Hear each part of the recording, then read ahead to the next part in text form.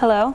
Hi, is this Jill? Yes, it is. Jill, this is Diane. I'm the social worker from Eagle Crest, the assisted living where your dad was residing. Part of what I'm calling about is I just wanted to double check with you and kind of see how you're doing since his death. I know that there was a fair amount of stress between you and Keith's wife and her family, and I didn't want to lose sight of what this might be like for you. So wanted to kind of touch base and at least have an opportunity to check in with you today. Right. Do you have a few minutes now? Do you have time to talk? Yeah, that would be fine. Okay. So how has this been for you, considering all of the circumstances surrounding your dad's death? Well, it's been harder than I expected. In dealing with this situation over the last 5 years, I anticipated this, but it's never the same when it actually happens. But, you know, she wouldn't let us see our dad the last couple of years when his dementia was really bad. And so we weren't notified, you know, that he died until he had been dead already for 24 hours. And so it's just kind of a shock. Even though he was in his 70s, it still just seems like such a shock. Sure. And you didn't have any idea that he was starting to fail in his health, I understand. No, I mean, I knew that he had confusion, and that's why she had kind of isolated him from us. But we didn't know that he was in assisted living, and we didn't know that he had been sick. It sounds like she knew he was dying, but nobody notified us. Really? Tell me a little more what that's like now for you. Well, it's just so cruel. You know, there were issues and problems, but you know, we loved our dad. You know, we always got along really well. She actually had told me when she married him that she had never known a father and daughter to be so close. Is that right? Considering the situation with her and her family, how did that affect things at the funeral for you and your family? Well, it was just very stressful. My 16-year-old daughter was just so distraught and kind of scared to go to the funeral, so I didn't make her go. I gave her the option, and she chose not to go because I think she was worried about me and worried about how his wife would react. So I didn't have her go. And you know, when we got there, we were given no privacy, so we had to go view our dad's body with, you know, a room full of people. And you know, the minister figured out who we were, and he hadn't known our names or any of our children's names, and there were several people overheard saying they didn't know Keith even had children. So it was worse, I guess, than what I had imagined it was going to be. Well, it sounds like the circumstances were extremely difficult. It's hard enough to lose your dad, but then to have these other things going on as well makes it even more difficult, I would think. Right. Yeah. Yeah. Was the funeral service in any way helpful for you, or was there anything about the service that you found meaningful or of value?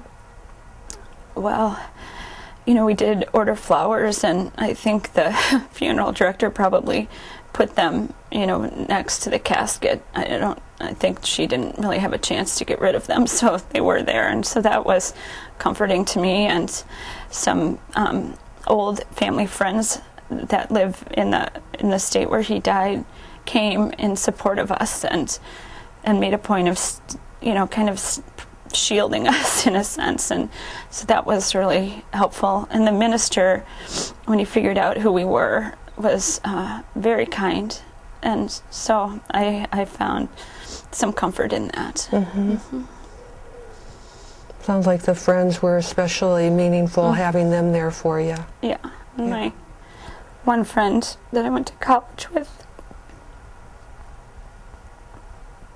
She drove 9 hours to come. Really? So that meant a lot because she had known my dad. She had known how close we were, so it was just somebody to kind of validate what I had lost. And somebody who knew the person that he was. Right. Yeah. Were there any unexpected negative surprises that you've run into? Well, I'm finding that a lot of people think because I haven't seen him in 4 years that I shouldn't be sad that he died, or the fact that he had, this dementia. I should be grateful that he didn't live any longer. And, I still had like a secret fantasy that we would reconcile and it would all be okay. So that isn't comforting to me.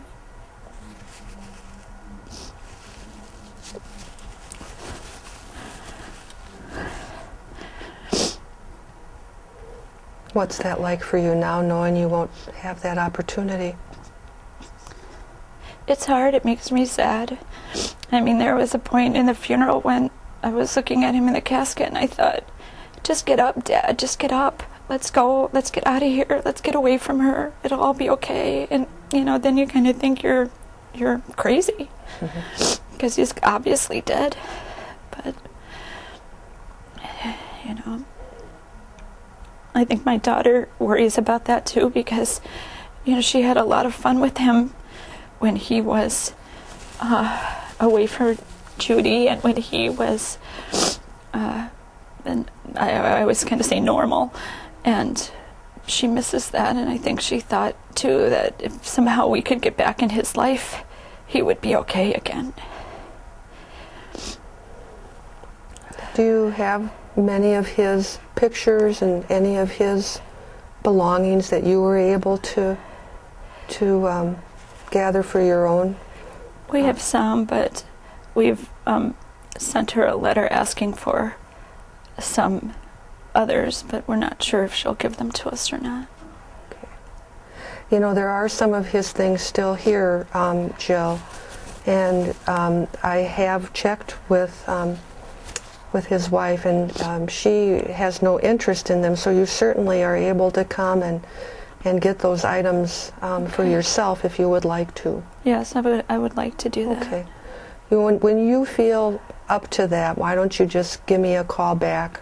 Okay. And we can set up a time for you to come and get those things. Okay. Have you gone back to work now? I have, yes. And what's that been like for you? It's good because it keeps me busy, but it's hard for me to get up. I actually set my alarm earlier so I can hit the snooze a few more times. But I think it's helpful because it keeps me somewhat busy. Yeah. Routine can be good, but you also have to still give yourself the time to grieve and to heal, and don't get too quickly back into the mad rush of work and put all of those emotions on the back burner. Okay. We have some literature that we typically give to families when one of our residents dies. I don't know if you got that. No, I didn't. Would you like me to mail a packet to your home? Yeah, that would be very nice. Okay. It's just got some good information about grief and good self-care information as well. Okay. Is there anything else right now that I can help with, or questions you have for me? No, I don't think so. Okay. Well, I appreciate you taking the time to talk with me. Would it be all right if I call you back in another month or so? Sure, that'd be fine. Okay. And in the meantime, if you want to come and pick up his things before that time, just give me a call. I'll put my business card with my phone number in the packet that I send to you. Okay, that would be great. All right. All right. Take care, Jill. All right, thanks for calling. Bye-bye. Bye.